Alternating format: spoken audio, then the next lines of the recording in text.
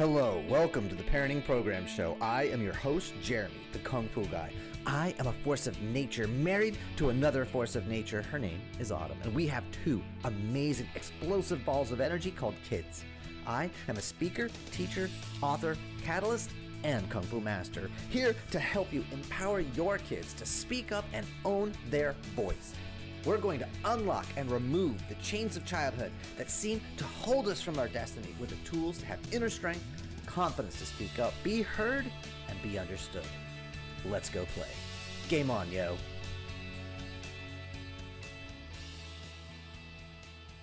All right, ladies and gentlemen, welcome to the Parenting Program. This is, of course, Jeremy, and today I am joined by a friend of mine from, actually, I'm in a group called the the Dads Alliance, and we're in there working on improving ourselves as dads, improving ourselves as men.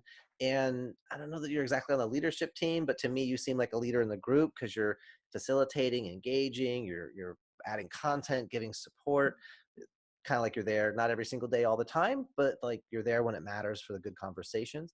So I wanted to reach out to Dan specifically to talk about a really interesting way to approach goal setting and to approach New Year's resolutions. It's, here it is, the third week of January. We're still planning and plotting what's going to happen for the year. So let's have an interesting conversation. We're going to cover some really different places that you would go and what you would think about. We're talking about how military training and SEALs are going to work on goal setting and commitment, but also communication, improve your relationships. And we're even going to work in some D&D and smelly candles. So if you guys want to find out exactly how it all goes down, definitely want to check it out. So I'm going to turn this over to Dan to do a quick introduction about himself because he really said it best and I don't want to slaughter anything. He's got his tech world and he's got his self-improvement world. So got some really cool things to geek out about. And with that, let's turn it over to Mr. Dan. A little bit about me. So my day job, I work at Purdue University for actually a NASA-sponsored research center. Oh, wow. Yeah, and we're working towards creating sustainable and resilient infrastructure on the moon and Mars. The other half of my day job is for the National Science Foundation about natural hazards research, so hurricanes and earthquakes and that kind of thing. Very cool. And then, because I'm clearly not busy enough, work with Larry at SealTeamLeaders, and I'm their head coach in their leadership and teams course. Very cool. And managing some upcoming adventure expeditions. Very cool. Yeah, we'll definitely make sure we put the link in there so people can go check that out. I realize I talk about work first, which I usually don't do. But been married for 10 years to my wonderful wife, Tracy, who keeps me grounded. She's a music teacher. We got 3 kids, Alex, Jane, and Felicity. They're 6, 3, and 1. Nice. So we're living in a 3-ring circus. Yeah, absolutely. And they're the monkeys. Yeah. Sometimes I don't know who's the ringleader. And then I live out here in Lafayette, Indiana. So if you've ever watched the show Parks and Recreation, yeah, we live in Pawnee. Oh, wow. Okay. Dan, I'm glad to have you on today and to talk about this idea of goal setting. Really take it somewhere beyond, SMART goals. It's the standard, everyone's heard it, and there's all different ways to say specific, measurable, attainable, realistic, driven, tangible, whatever the stuff. But I know, we've been talking a little bit about SMART goals and how do you approach this whole idea of New Year's resolutions and setting goals and really the audience, for the parents to empower themselves, to empower their kids. What are some things they could be doing different as they approach this? Yeah, one of the things I've learned this year from a good friend of mine who's a retired Navy SEAL, that New Year's resolutions are frankly a bunch of bull. They aren't effective. They aren't helpful. They don't do what we want them to do. But a far more effective thing to do is to look at your overall desired end state for life. So the environment you want to create through your life, the major areas of that. So your health, your finances, your relationships, your spiritual life, things like that. have a desired end state for each of those that nests nicely within your life. Mm-hmm. Desired end state, a standard of performance for those on the 1, 3, and 5-year timelines. Mm-hmm. And then think about all the teams that you're on that help you reach those desired end states and how they're doing. So Right. anytime there's one or more individuals, 2 or more individuals, excuse me, coordinating action together towards a different future, you have a team. Mm. And you can look at that team in a few different ways of how well does it function and what's its leadership culture like? Mm-hmm. And are those aligned well to get me to where I want to go? Mm-hmm. Mm-hmm. For example, I was looking at my mind team. And it's kind of interesting to think about, like, you are actually made up of different teams of your mind, your heart, your body, your soul, Mm-hmm. right? They all got to coordinate action together. And I'm kind of on the marginally functional level, Mm. functioning fairly well, but there's a few things that aren't functioning well right now. I get distracted a lot. Sometimes I'm stuck in or overwhelmed. And yet, my leadership culture of my self team is very empowerment centric. So there's a spectrum of leadership from control centric, got to do things now. Here's your training plan. 15 minutes. All the smarter goals kind of things are pretty much control centric leadership. And on the other side is empowerment centric, where you're just fully empowered to do what you want to do. And if you empower a team's functional level isn't ready to handle that empowerment, you get Yeah. Loose cannons going every which way. Chaos. Yeah. Yeah. Which is kind of what's happening in my mind team right now. That's a And great so I was metaphor. going through Yeah. this assessment, and it became really clear, like, oh, okay, great. Here's a team that I need to work on for this next season. Mm-hmm. I'm not even going to say the whole year, because it may not take the whole year to level that functionality up to where it needs to be.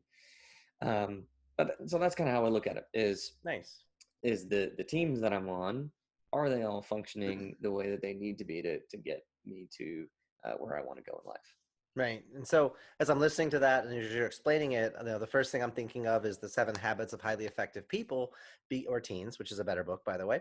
But begin with the end in mind. So I just had this Yeah, conversation with a young man I'm mentoring about, what I want you to do tonight is I want you to write your eulogy. What do you want people to say about you when you're dead? What it's a kind of great person were exercise. you? The impact, the relationships, come out with that end result, because he's in his early 20s and, well, I'd really like to have a girlfriend. That's like, dude, if you need to have a girlfriend, every woman that you are attracted to is going to be massively repelled. And the ones that are attracted to Mm-hmm. you got dysfunction. You need to run away. So Bingo. you can't be in want. Like I don't want my marriage. I'm sorry, I don't need my marriage. I want my marriage. And it puts you at cause instead of effect, and you show up differently and more powerfully. So that idea Yep. of the end state, what's the result? Whether that, and I'm going to assume that that end result could be in the next season, like you said, the next quarter, the next half of a year, 180 days, the next So the 270, thing the about next. desired end states is they're not actually time bound. Okay. So I'm going to pull mine up here and read it to you, and it'll make sense. It's more about the emotions that you want to create. Gotcha.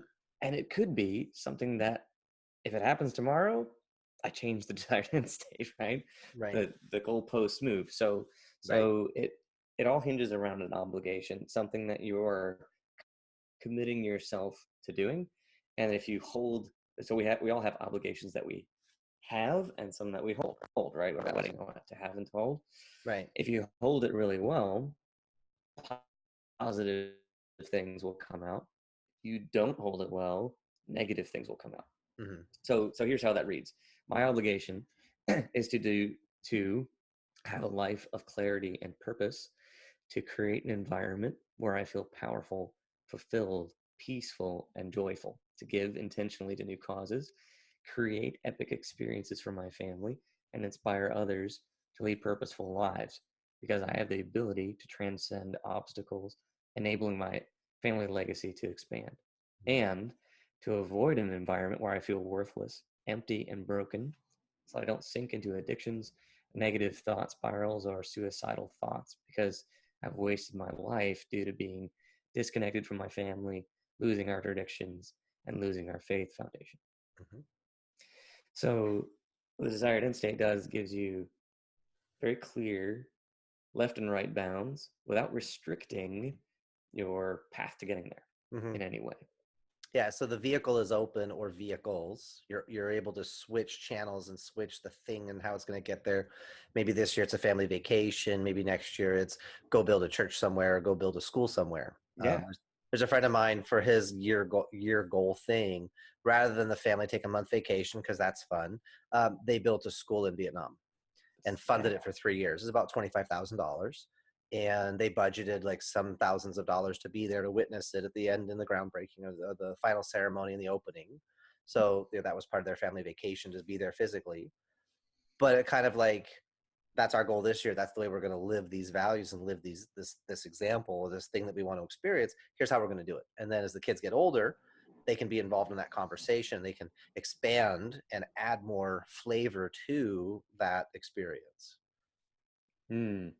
Yeah, that's really great, and that actually brings up another point of another thing we've done this year. My wife and I is we we've we sat down and prayed together over the year, which, funnily enough, I mean we've both had deep relationships with Christ for years, but we just never really had a category for what we call consecration of Mm. our year of, hey, we're just giving this over to you, Jesus, and what your purpose is in our lives and this season for us, and what does that look like, and actually listening instead of saying, here's my plans, bless them, Lord, which doesn't frankly work. There's um the old Yiddish joke, you want to make God laugh, tell him your plans.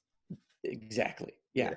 Like, okay. And so I found a really helpful podcast episode from two of John Eldridge's sons, Sam and Blaine. So John Eldridge is for those who are listening who may not have heard of him, go look up his stuff. It's amazing. Very helpful writing in the ways that we are created to be. But anyway, his two sons are extremely helpful in how to live life well as a young man who's trying to follow Christ.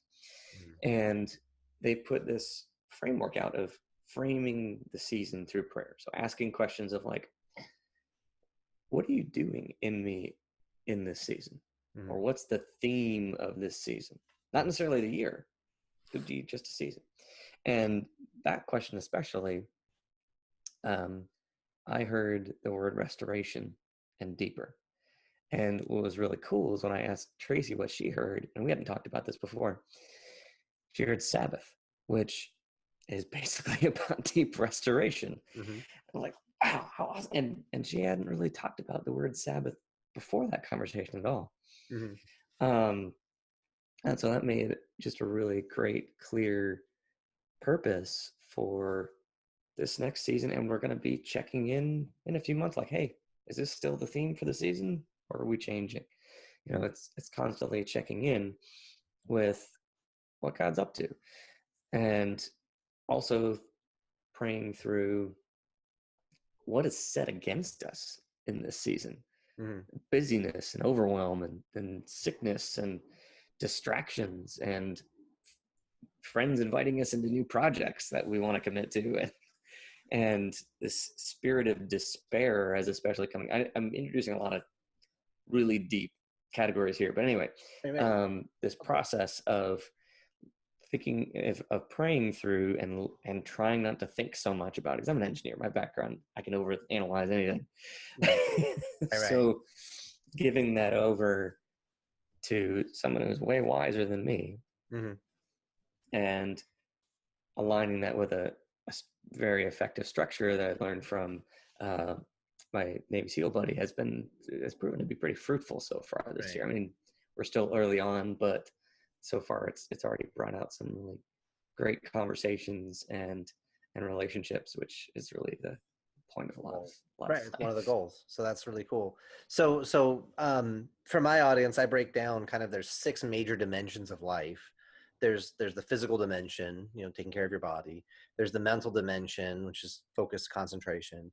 There's the emotional, which is kind of the heart behind things. There's the spiritual dimension. You can take that, all different which ways. You talk about the energy Mm-hmm. behind stuff, the universe, more specific religious structures, Mm-hmm. Buddhist non-attachment, but the idea of that the individual as a human being connected to something greater than yourself, plugged into some sort of Yeah. wisdom, like you kind of need that on some level. Uh, Mm-hmm. to feel complete as you move through the stages of your life. It's really weird. I have a friend of mine who was raised second generation atheist, and he's one of the most spiritual Mm. people you'll ever meet because he sees either everything is sacred or nothing is sacred. You don't get to pick. It's not partially either. And so that just makes Yeah. it go up at such a level of insight that's really fun to chat with. So physical, mental, emotional, spiritual would draw those four.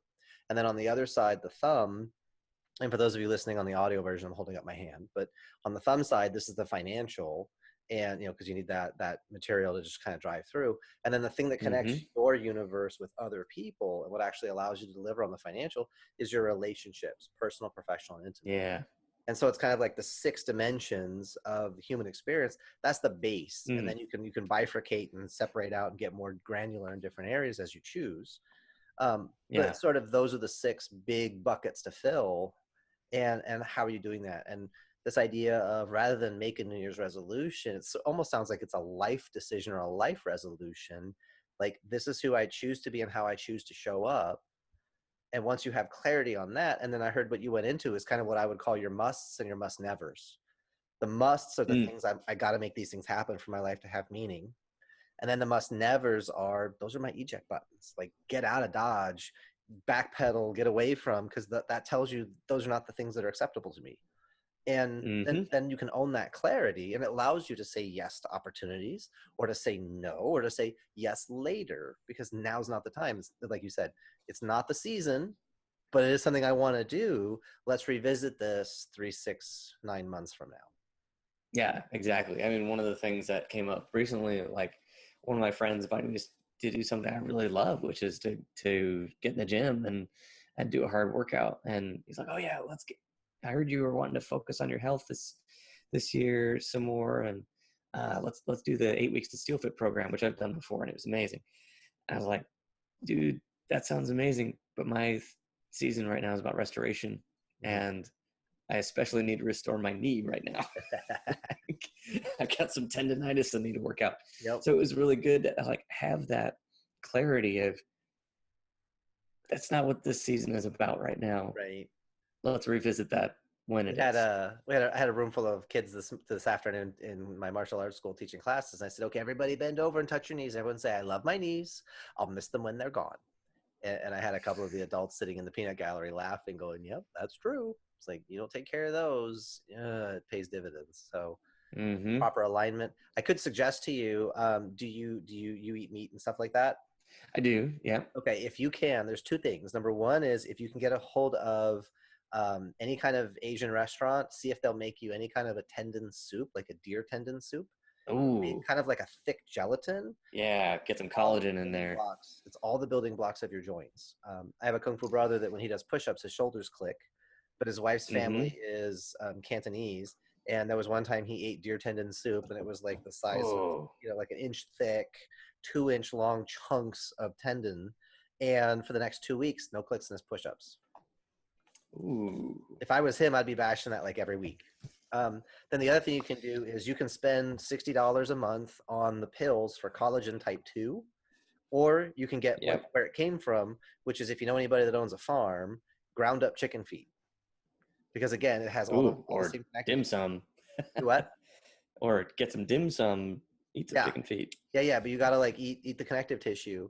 But if you have ground up chicken feet, you do a tablespoon of that per 100 pounds body weight once a day in orange juice. There was a study done back in 1990, Huh. reported in Time magazine. They had a group of people that had responded to exactly 0 treatments for arthritis of various sorts. And so they ran this study, and they stopped it after 19 days because everybody's symptoms had gone away. And then in the interview with the doctor, they said the drug shows promise. So ground up chicken feet, when you put it into a drug test or into any kind of testing, now it's a drug versus it's ground up chicken feet. Yeah. So those are my two. I'm not a doctor. I don't play one on TV. but I know from my own life experience, those are some things that will help. Whenever I go and get chicken wings, I like eat all the connective tissue off, and it grosses people out. But I have, a fairly resilient body to a lot of stuff because I need it to be, because I've been using it for like my whole life, you know. Mm-hmm.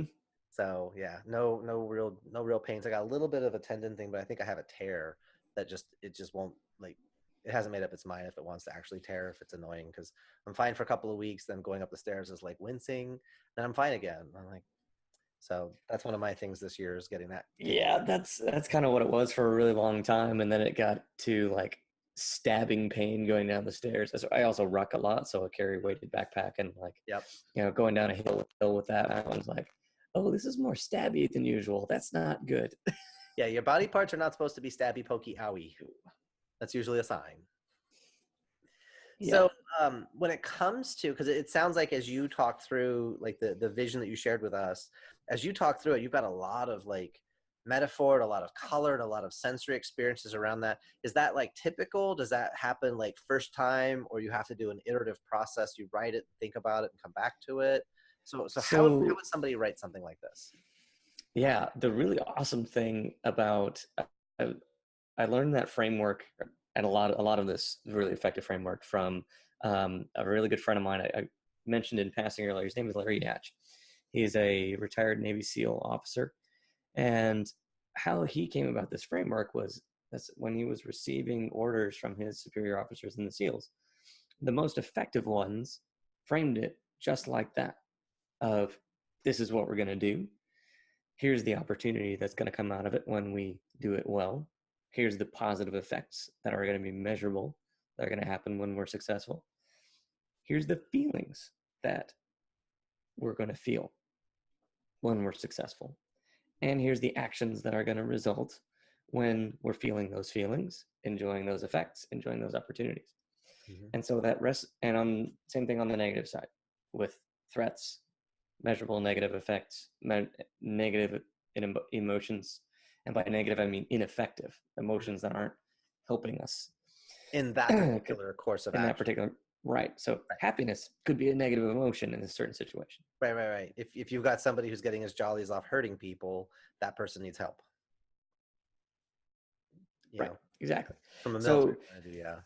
yeah. And so what he found was this structure and it laid out was a really effective way of creating a statement of purpose in a formulaic manner that you could repeat. And Mhm. so um, it takes a bit of work to get the wordsmithing right and to be able to produce them on demand like I can now. But the basic formula is turn any problem you have or any way the environment is affecting you that you want to affect into an obligation you want to hold and commit yourself to. Mm. And you look at that obligation statement and you take all the verbs out of it. So, it's if you say build or do or produce, not there yet. It's, Mm-hmm. we're going to have, this is going to exist. This is the, you're imagining it as though it has already happened. Right. And then you talk about you're going to create an environment where you feel Mm.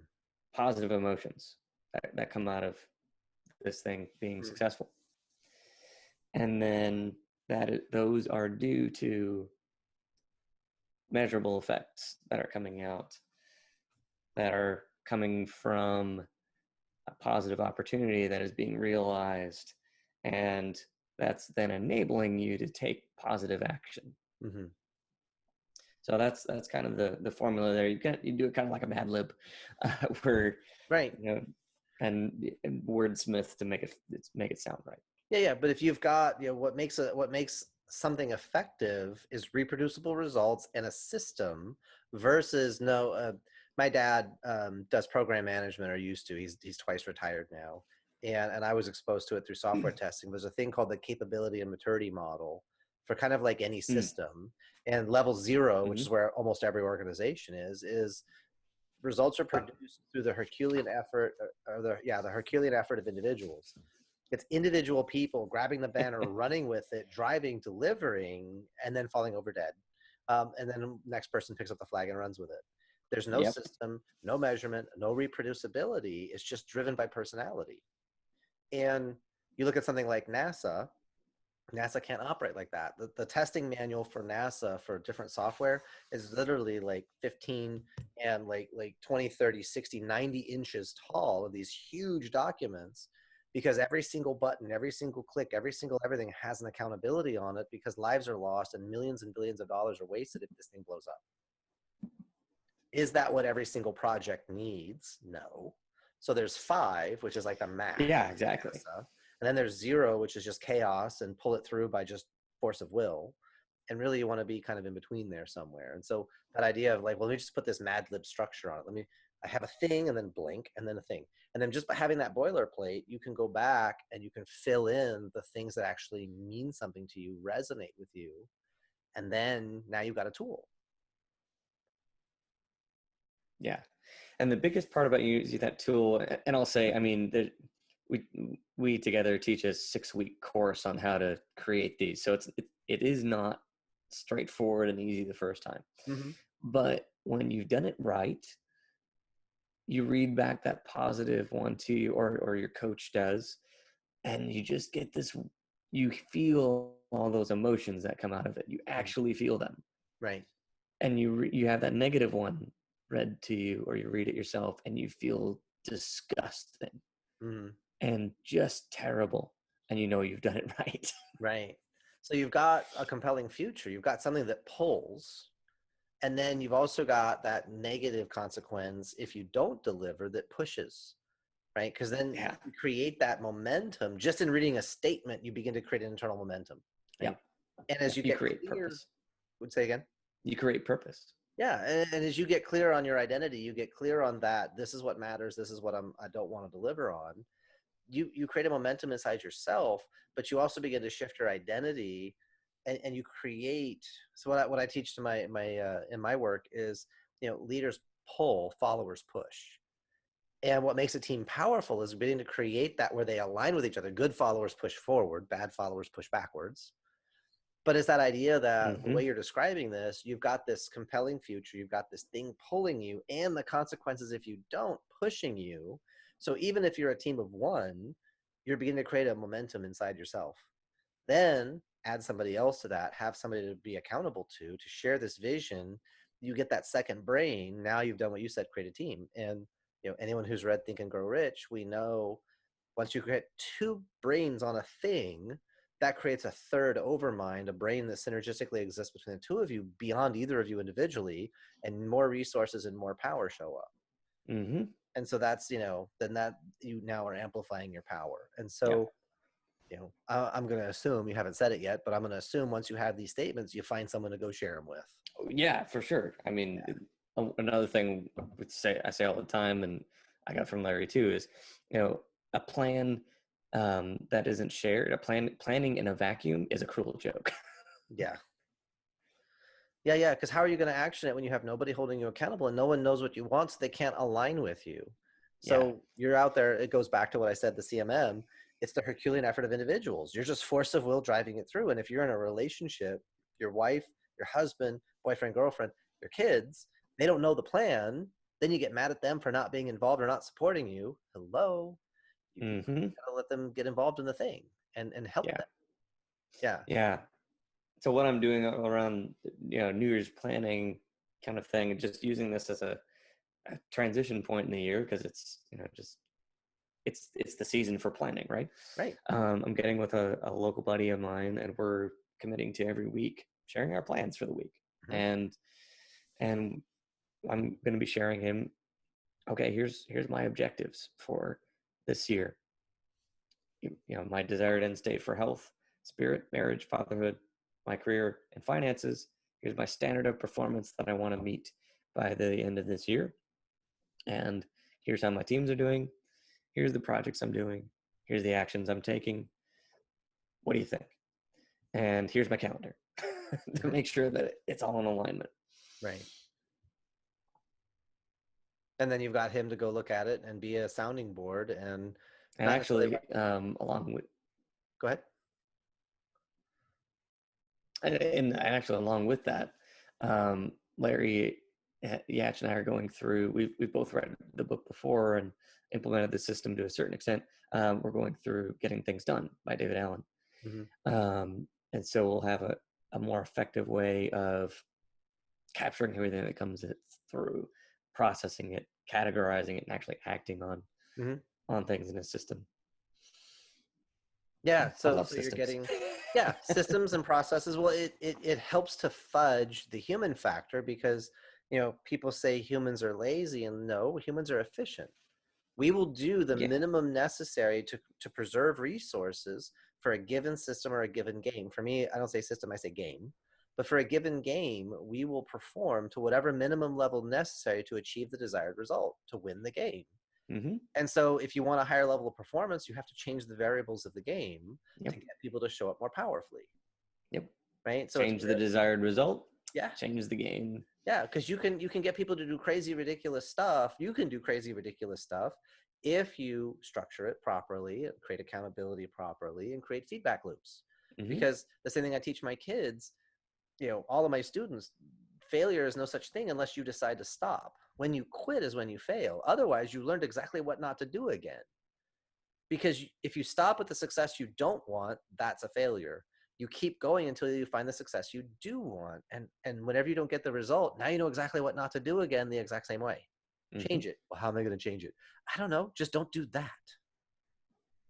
Right? I had a student, and I was trying to teach him how to land quietly, and he's like, I don't understand. I'm like, well, you got to do that. And I described it 3 different ways, nothing. I'm like, all right, do this. Okay. Jump up as high as you can and land as hard and as heavy as you can. Leave your knees slightly bent, protect your joints, ready to go. Blam. Great. Now, do you remember how you did that? Fantastic. Jump as high as you can and do the exact opposite of that when you land. Oh, and then he created a new reality. Yep. So it's that feedback loop, and then it's experimentation and destigmatize, because you did a thing. Great. What was the result? Did you like it? No. Okay. Yeah. I want to drill down on that. It's actually one of the assessments for the team is how do you approach failure? Do you hide it, or do you use it to grow? Right.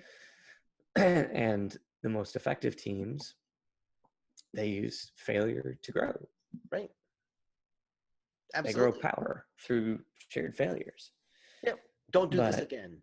Try. That's the right tribal knowledge. Will hide the failure. Yeah. Well, think about we as parents. If we hide where we messed up from our kids, then we run the risk of them repeating the same pattern. If we help them to understand the causal factors that led us to do the thing that we did, they can now be aware to do something different. But we got to be able to engage in the conversation. If we're too busy judging ourselves and withholding, then we're not going to be able to provide for them or to educate or guide them because we're too busy kicking our own butt. There's a gap, there's a vacuum. They're going to fill it because they have to move forward. It's either with our guidance or in absentia, nothing. They're going to fill it on their own, or they're going to talk to their friends and pick up bad tribal knowledge. Ooh, yeah. Yeah. Yeah. That's fun. What I call, people call it risky behavior. I call it adult behavior in pre-adult people. Because you don't know this, but I quit smoking when I was 9. I started when I was 8. And I wasn't doing anything risky per se. It was adult behavior in a pre-adult person. And then when I realized I was letting this thing control me, I quit it, not because I was a good person, not because I had some sort of, positive archetype or positive role model. It was just, I hate being controlled. Why am I letting this thing control me? This is stupid. I have to sneak around and sneak money and then sneak to the gas station, when I was at the gas station, the bowling alley back then, So where there's a will, there's a way, but no one knew because I was a good job hiding. So that's where the more we can be open and honest with where we are and what we've experienced, we save our kids time and energy. It's my job as a Sifu. I don't have all the answers, but I have a bunch of dumb things I did. Don't do them. Do these better ones. Yeah. One of the things I love telling my kids, like when they, do something and and I come down hard on them or something, I don't react well. Afterwards, I'll say, you know what? You know how you're learning how to be 6? I'm still learning how to be 32. I'm still learning how to be a dad. Yeah.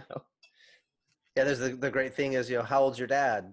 Or, how old's your dad? 6. Well, how is he 6 if he's your dad? Well, he's only been a dad as long as I've been alive, and I'm 6. But I have a meme I shared, which was like, Well, how long have you been riding? Well, 3 years. Okay. How long have you been alive? 28. Okay. You're a level 28 human and you're a level 3 rider. How good of a human were you at level 3? Oh, Mm-hmm. that changes. And when you think about levels, all the role-playing games, all the different things, I'm a gamer, but you go back to, oh, this is 18-year tutorial. Oh, me too. Yeah. And then you throw away the tutorial when you actually play the game because no one really follows the tutorial anyway. So if we approach our kids that way, then I think we've slid off sideways just a little bit. So what would you say, going back to our original topic and talking about this idea for visioning your life, what would you say is like the biggest like pitfall or challenge with trying to implement this?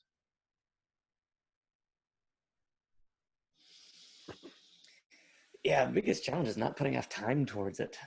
You know, if you tell yourself, oh, I don't need to plan, you clearly have not planned long enough. Mm. And so if you don't put proper time, and I'll say attention to it, that's the biggest pitfall to it. So letting this be the season that it is, everyone's, getting back into the swing of things. They're planning.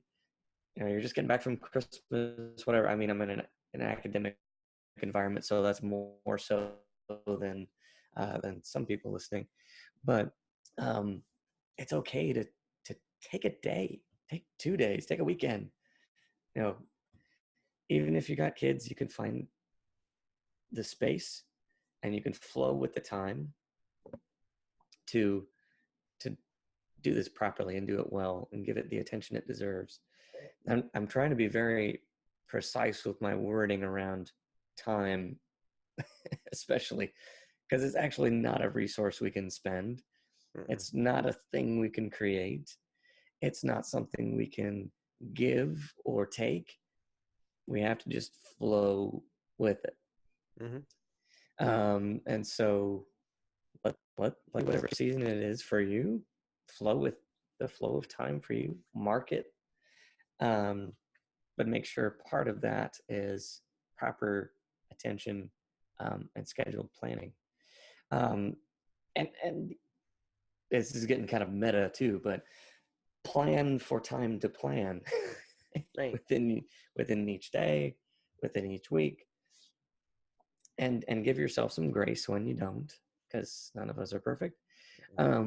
But having some time in the morning to say, okay, here's my intention for the day. Time midweek, how's my week going? Process the things that have come about that have got you off track. And time near the end of the week, how'd my week go? As simple as that can really be helpful. But especially this time of year when you're maybe wanting to make some big course changes or implement a new system of some sort, it's going to take more focus, more attention, and you're going to need to I keep trying to say spend time, and I don't know how to say it without saying spending time. How about anyway, if you try investing time? and it sounds like a resource, but that does sound better. Anyway, that's getting a little bit too off topic. People will get the idea when I say spend time, but yeah. Um, Well, place the something time, mark the time, yeah, schedule the time. If you don't schedule, right? Because a lot of people are slaves to the urgent instead of the important. So you start with yeah, scheduling. And I like the fact you said attention, but part of my brain is also hearing intention. So you yes, have the attention, which is the actual, like, I'm focused on it.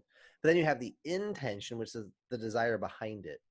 And then I think if yep, you live at the intersection of those two dynamics, then it's easier to have that, what you said, have grace, be gentle with yourself, be your own best friend if you're not 100% perfectly on target. yeah, Okay to, well, I flubbed my thing this week. Oh, it was only 20 minutes instead of an hour. Something's better than nothing. Crawling is better than sitting still. So take what you can get. And then with repetition, the thing I've learned from being a Kung Fu guy, everything human beings do, if we practice it, we get better at it. So give it time, give it attention, give it intention, and drive it forward. yeah. Another thing that will keep you out of a lot of the pitfalls too is creating an environment where planning is fun and easy Mm-hmm. and joyful. For me, Grab I'm your. sitting in it right now. There's a very good reason that I'm sitting where I'm sitting, um, because when I have good lighting, I got my kitchen island here that's made out of walnut, one of my favorite woods. I've got a candle here that I don't have lit right now, but it smells like a coffee shop. Um, I've got a mug of tea in this mug that whenever I look at it, I just get a smile on my face because it reminds me of a really nice time in life. I've got my fountain pen with a really cool ink in it. I got all these things that I do when I'm planning. Yeah, they pull you into state. They Yeah, trigger for you. You know, the old D&D, you had verbal component, you had somatic component, you had ingredient, but that somatic, that touching, feeling, kinesthetic, that's important, right? They're you'll finding like even this now. as a guy, as a D&D guy. Yeah. This company that made these candles called Cantrip Candles, Oh, that's awesome. and it says no spell slot required Yeah. on the lid, Yeah, and it exactly. even Cantrips has are. a uh, a drawing of a map of a coffee shop. And there's a specific reason I chose this company because of what a cantrip is. It's a Right. quick little spell that as soon Yep. as you light it, it creates an environment. It creates magic. It's an Yeah. environment. Well, cantrips for So any it's of you very who are little D&D nerds, stuff. especially like first It's magic. generation D&D nerds, cantrips are a zero slot, infinite use, just little wizard tricks like opening, closing, moving, like kind of like telekinesis. But it's a little quick thing, makes your life easier. So like that was always every wizard I played always had cantrips as their number one thing. And it used to torque all the DMs off I played with because I'd find really interesting ways to use them to get things accomplished without spending real spells. And they're like, "Oh, you jerk!" I'm like, I'll "Hey, try and not go too deep down this rabbit hole, but I do got to share a really good one that we did in our last campaign. Was we were against a group of zombies. They were coming at us, and a warlock used, I think it was a spell, not a cantrip, but it was prestidigitation, where you could change a little bit of matter into something else mm-hmm. with an illusion. And what he did was make zombies smell like a human, and they started eating each other.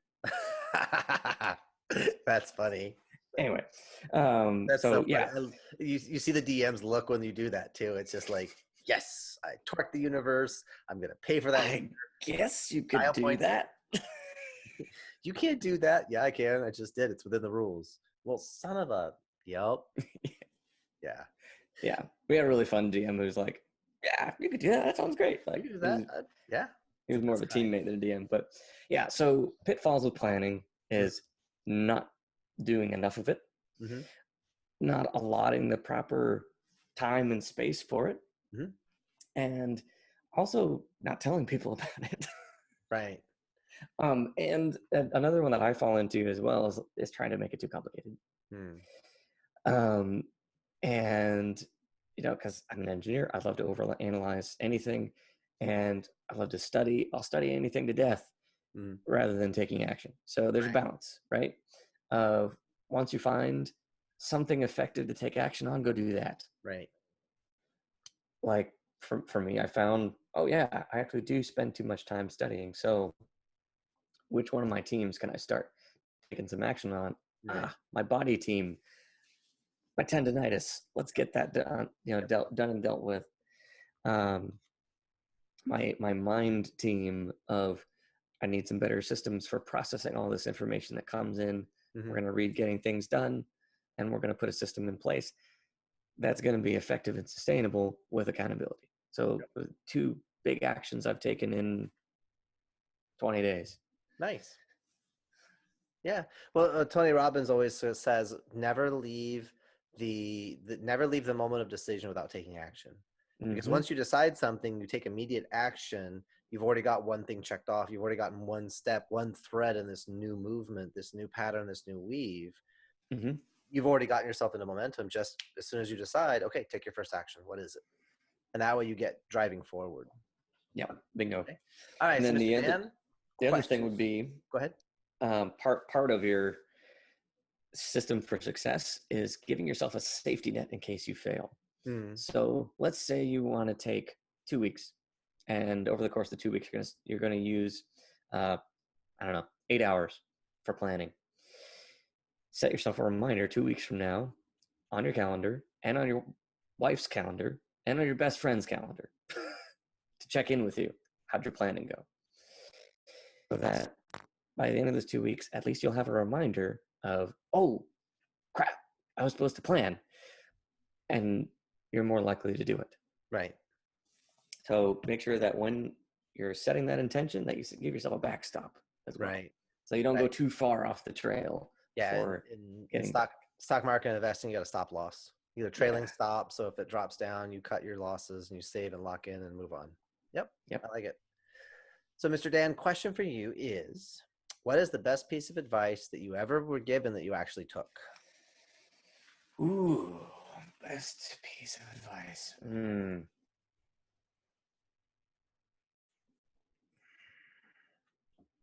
There's a lot. Take care of yourself. It's a very broad category, but it was really good advice, and it spawned into things of not feeling guilty when I don't wake up at 5:30 like I want to, which was some other good advice I took, is getting up earlier in the morning. But noticing when I'm not performing at my optimal is not necessarily because I'm doing anything wrong, but it's probably because I'm not taking care of myself. Right. Well, you've already said restoration is your theme. And from a physical dimension, we break down physical exercise, developing the body. You have strength, flexibility, endurance, and there's different types of training and protocols and all kinds of stuff that tears the body down, and that's important. But then you have to also have nutrition, hydration, and rest and recovery, because it's only when you have the presence of proper nutrition, proper hydration, and rest and recovery, that's when you actually build and heal and overcompensate, aka grow. Gotta rest and recover. That has to be part of the process. It's very easy to train. When you're burning the candle on both ends and the middle, what's left? Yeah, not much. Yeah, ain't nothing. So that's then your body shuts off. I had a week one year. I actually talked about this a couple of weeks ago on my podcast. But I had a week that was 67 days, because it started January 3rd and it ended March 11th. And my body crapped out on March 7th. Yep. You gotta rest. You gotta recover. You gotta heal. You're not bulletproof. Part of the equation. And it's not wrong. That's the thing we do is well, I have to deserve downtime. I have to deserve recharge. No, because if you think that way, you're just going to burn yourself out, damage yourself. It's like saying, oh, my car has to earn its oil change. Well, okay, you're going to have a melted engine and piston rings on the side of the road in the middle of winter sometime. Sorry, buddy. Right. It always work. Yeah. Speaking of which, I got to get my oil change now. All righty. That's a good, Me too. That's the universe talking to me saying, hey, guy, that was a feather. Engine starts shuddering. That's a brick. Engine freezes. Yeah. There's the freight train. Got to buy a new $500. So, yeah, let's get that oil change this week. I commit to you right now on this podcast, I will get the oil change in the next 7 days. Good. I will do the same. My trusty Subaru in the driveway with 193,000 miles definitely needs it.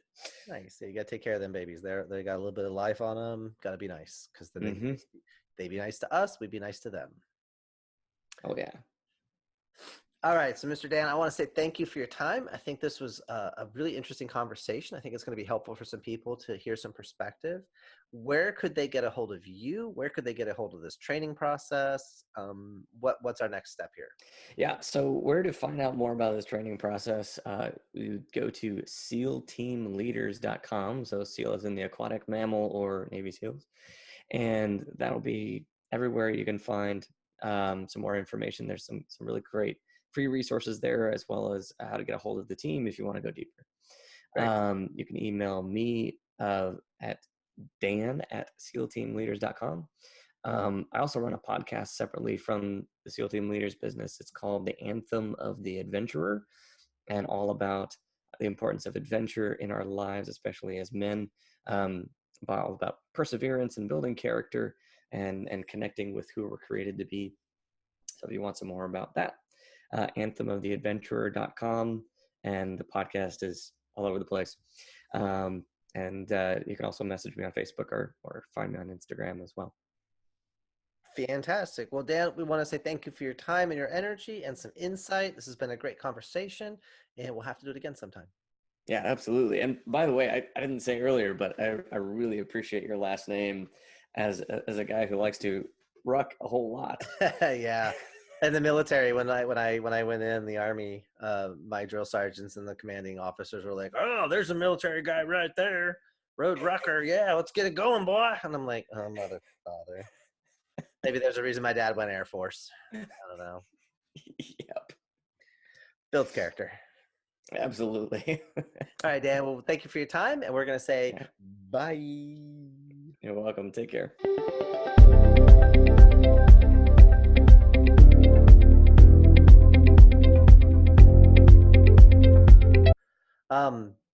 Really quick, what you just said with the natural disaster stuff, and this is total sidebar and totally not what we talked about at all.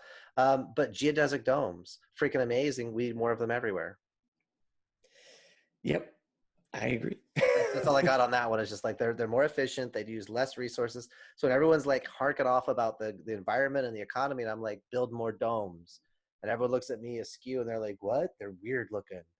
50% less resources, 50% more energy efficient. They're more durable. They go up faster.